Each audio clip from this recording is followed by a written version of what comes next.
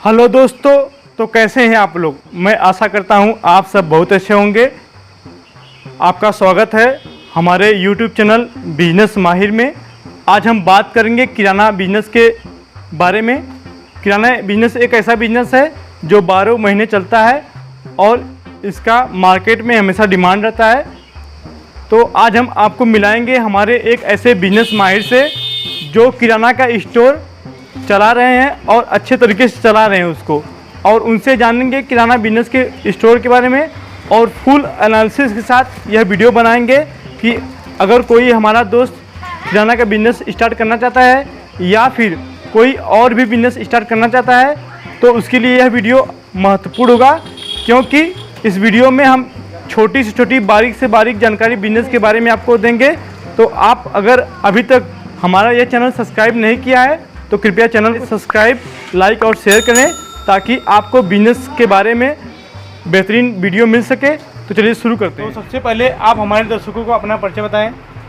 मेरा नाम रविशंकर गुप्ता है। मैं कटहरी जौनपुर यूपी का रहने वाला हूँ। तो रवि जी, बहुत बहुत स्वागत है आपका हमारे चैनल बिजनेस माहिर में। तो सबसे पहले हम बात करते हैं कि आप अपने इस बिजनेस में कितने सालों से काम कर रहे हैं। मैं इसमें तकरीबन 8-9 साल से काम कर रहा हूँ। तो आप 8-9 साल से काम कर रहे हैं तो आपको अच्छा खासा अनुभव होगा जाने के बिजनेस के बारे में, प्लस बिजनेस के बारे में अनुभव होगा। तो सबसे पहले आप हमें ये बताएं कि अगर किराना का बिजनेस कोई खोलना चाहता है तो क्या उसके लिए कोई लाइसेंस वगैरह लेना पड़ता है। जी हाँ, इसके लिए आपको लाइसेंस लेना। अच्छा, क्या अभी ऑनलाइन भी सिस्टम शुरू हुआ है नहीं अभी। हाँ, ये ऑनलाइन भी हो गया है ना। इसको आप ऑनलाइन करके भी अच्छा अपना लाइसेंस मंगवा सकते हैं। तो कितने दिनों में लगभग मिल जाता है ये। वही 1 हफ्ते 10 दिन में आ जाएंगे। अच्छा, किसी भी बिजनेस में मस्ट होता है स्टॉक मैनेजमेंट, सामान की खरीदी और उसको रखने की व्यवस्था करना। तो सबसे पहले आप हमारे दोस्तों को ये बताएं कि सामान परचेजिंग कैसे और कहाँ से की जाती है। इसके लिए जब आप दुकान जहाँ खोल रहे हो जी, तो आपको पता करना होगा कि होलसेल मार्केट कहाँ पर है नज़दीकी। हाँ, तो वहाँ पर आप जाएंगे और पता करेंगे और वहाँ से आपको सामान मिल जाएगा। वहाँ से पता करके आप माल ले सकते हो। अच्छा, तो अगर हम बात करें होलसेल मार्केट की तो किराने का हर एक आइटम अलग अलग दुकान से लेना पड़ता है कि एक ही दुकान में सारा माल मिल जाता है। नहीं, आपको अलग अलग दुकान से लेना पड़ेगा। अच्छा, जैसे कि आपको खाद्य पदार्थ सामान एक दुकान मिल जाएंगे। जैसे दाल चीनी ये सब। दाल चीनी तेल, हाँ, मसाला ये सब आपको एक जगह मिलेंगे। और तेल साबुन निरमा ये सब कॉस्मेटिक सामान जो है ये सब आप सबको अन्य दुकान पर मिलेगा। अच्छा, और जैसे कि कुछ सामान हम देखते हैं मंडियों से भी आता है। हाँ, वो कच्चा माल आता है ना, जैसे आलू हुआ, प्याज, लहसुन, अदरक, ये सब आपको मंडी से लेना पड़ेगा। हमने देखा कि कभी कभी दुकान पे माल दे के भी जाते हैं डिस्ट्रीब्यूटर वगैरह, वो कौन सा माल होता है। वो जब आप शोरूम दुकान खोलेंगे तो वो शोरूम नहीं आएंगे आपकी दुकान पे। जब आपका सेल अधिक होगा, आप अधिक सेल करोगे ताकि आप अधिक माल ले सको डिस्ट्रीब्यूटर से, तो वो गाड़ी लेकर खुद ही आएंगे, आप ही माल देकर जाएंगे। जी, उसमें कौन कौन सामान होता है लगभग। उसमें तेल साबुन होता है, जैसे ब्रेड हुआ, और साबुन तेल कुछ मसाले भी होते हैं, निरमा भी होता है जी, और भी कुछ सामान होता है। अच्छा, तो हम देख रहे हैं आपकी दुकान में अच्छा खासा माल भरा हुआ है, तो लगभग कितना आपके पास आइटम होगा। हमारे पास तकरीबन 500-600 आइटम होंगे। 500-600 आइटम। अगर कोई नया दुकान खोलना चाह रहा है तो उसको कम से कम रेंज लेके चलना चाहिए कि उसका दुकान खुल जाए और काम शुरू हो जाए। शुरू में 200-300 से स्टार्ट कर सकता है कोई। 200-300 आइटम से स्टार्ट कर सकता है। हाँ, और धीरे धीरे ग्राहक की डिमांड पे अपना सामान बढ़ाता रहे। सामान बढ़ाए। अच्छा, तो जिससे परचेजिंग की बात अगर हम करें तो कभी कभी हमने देखा कि कुछ सामान स्टॉक खरीदा जाता है जिसकी वजह से वो बच जाता है, बिक नहीं पाता, फंस जाता है माल, डिमांड उसका नहीं रहता है। इस पर आप क्या कहना चाहेंगे। इसके लिए उसको पहले समझना होगा कि हम जहाँ पर दुकान खोल रहे हैं जी, उस एरिया का डिमांड क्या है, किस चीज़ का मांग है, वही सामान लाए वो। और जो चीज़ कंपनी जिस माल चल रहा है जो प्रेजेंट टाइम में उस मार्केट में उसी माल को लाए, न कि अन्य कंपनी को लाए। जैसे कोई उदाहरण बताइए आप। उदाहरण इसमें आप ले लीजिए, राजेश एवरेस्ट मसाला बिक रहा है तो आप उसको ही लीजिए, ना कि अन्य कंपनी का लीजिए। जैसे हमारे यहाँ बिकता है वही, तो वही हम लाते हैं, अन्य कंपनी का माल नहीं लाते हैं। नहीं फंस सकता है कोई फंसा हुआ माल आपका है? हाँ, फंसा हुआ है। कैच मसाला हमारा एक है, अच्छा जो कि वो बिक नहीं पा रहा है, अच्छा अच्छा। कस्टमर उसको पसंद नहीं करते। हाँ तो ये समस्या होती है। और कोई एक्सपायरी का भी चक्कर रहता है कि उसको कैसे मैनेज किया जाए? एक्सपायरी में इसमें कुछ सामान होता है जो बहुत कम डेट उस पर रहता है और वो सेल कम होता है। केवल आपको उस पर ही ध्यान देना है। जब भी वो आप नए माल लाओ तो उस पुराने माल को आप रैक में आगे लगाइए और नए माल को पीछे लगाइए, ताकि वो एक्सपायरी से बचा जा सके। अच्छा।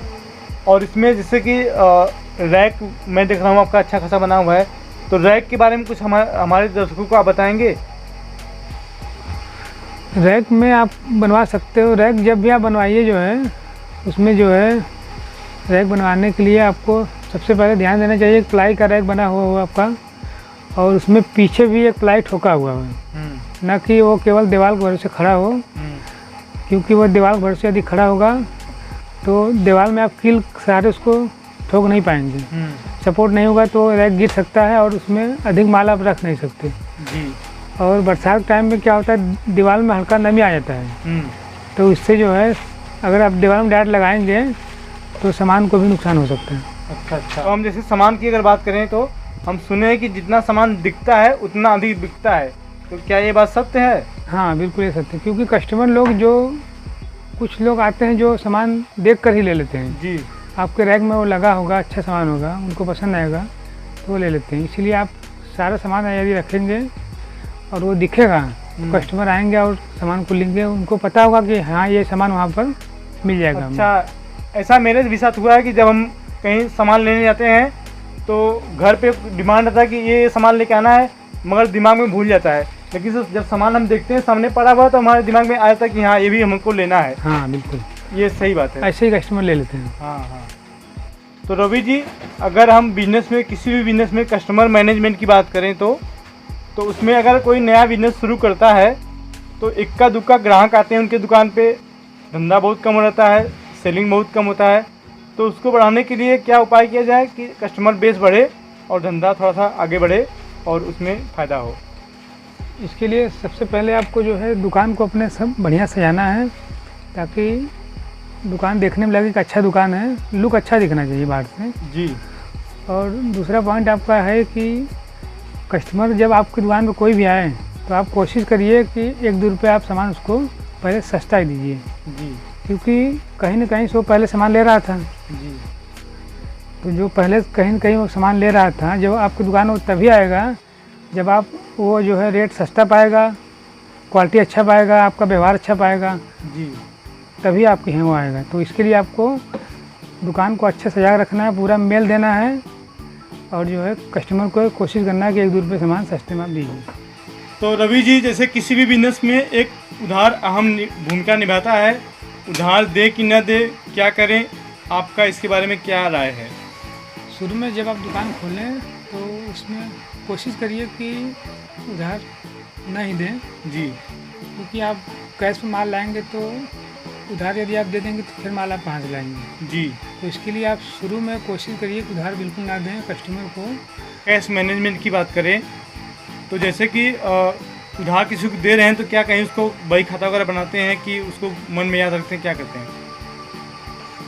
खाता बनाते हैं, रजिस्टर बनाते हैं जी। और उसमें एंट्री करते हैं रोज। हाँ, भविष्य में याद न रहे तो भी हम देख के पता कर लें। हाँ। अच्छा। और जैसे कि अगर हम महीने का एवरेज सेल की बात करें तो उसको कैसे निकाला जाता है कि हम कैसे क्या करें कि हमको महीने का अपना एवरेज से निकल जाए, डेली का एवरेज से निकल जाए? उसके लिए आपको सुबह जब भी आप अपना दुकान खोलेंगे तो सबसे पहले आप चेक कर लेंगे कि हमारे गले में कितना पैसा है। जी।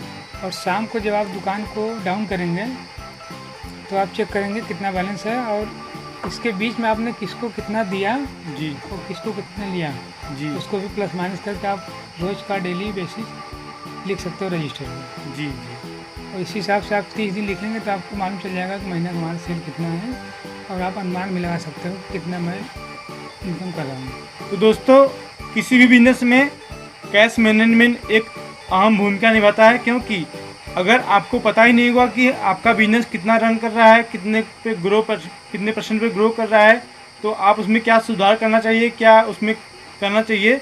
इसलिए आपको कैश मैनेजमेंट का विशेष ध्यान देना है। आपको अपना एक रजिस्टर बनाना है जिसमें डेली का सेल आप लिखिए। जैसे कि आज सुबह आपने गल्ला खोला तो उसमें कितना पैसा आपने रखा वो गिन लीजिए, प्लस दिन भर का जो सेल हुआ, शाम को कितना पैसा आपको कैश गल्ले में है सुबह का घटा के वो लिख लीजिए कि आज का हमारा इतना सेल हुआ। प्लस दिन में हो सकता है कोई उधारी पैसा आ रहा है, किसी को पैसा दे रहे हैं तो उसको भी प्लस माइनस कर लीजिए और एक एवरेज महीने का आपको पता चल जाएगा कि हाँ इतना हमारा सेल हो रहा है। तो एक साल में आपको पता चलेगा कि नहीं एक साल में हमारा कब दुकान ग्रो किया है, कब डाउन हुआ है सेल। तो उस हिसाब से आप भविष्य में बिजनेस को आगे बढ़ाने में आपको मदद मिलेगी। जैसे कि अगर कोई नया किराने की दुकान खोलना चाह रहा है तो उसमें कम से कम कितना इन्वेस्टमेंट आएगा? कम से कम सबसे पहले आपको तो जो है 50,000 कम से कम आपको रैक बनवाने में ही लग जाएंगे जी, कम से कम। जी, छोटा रैक यदि बनवाते हैं आप तब हाँ, 50,000 पकड़ लीजिए आप, रैक का लग जाएगा, रैक और काउंटर का। और लगभग 4 से 5,000 में आपका वेट मशीन आ जाएगा। हाँ, आपका हो गया 60,000 ये दोनों में मेरे का जो है। और उसके बाद जो है आपको माल भरना होगा कम से कम 1.5 लाख का। तो कुल इन्वेस्टमेंट जो है आपका 2 लाख रुपये आ जाएगी तकरीबन। कहने का मतलब लगभग 2 लाख रुपए लगा के आप किराने की दुकान खोल सकते हैं। जी। अच्छा, तो आपने हमारे दर्शकों को बहुत अच्छी जानकारी दी, इसके लिए आपका बहुत बहुत धन्यवाद। धन्यवाद। तो दोस्तों आज का हमारा वीडियो आपको कैसा लगा कृपया कमेंट बॉक्स में ज़रूर लिखें, और अगर आपको किसी भी बिजनेस की जानकारी चाहिए तो हमें कमेंट बॉक्स में लिखें। फिर मिलते हैं अगले वीडियो में, तब तक के लिए धन्यवाद। जय हिंद, जय भारत।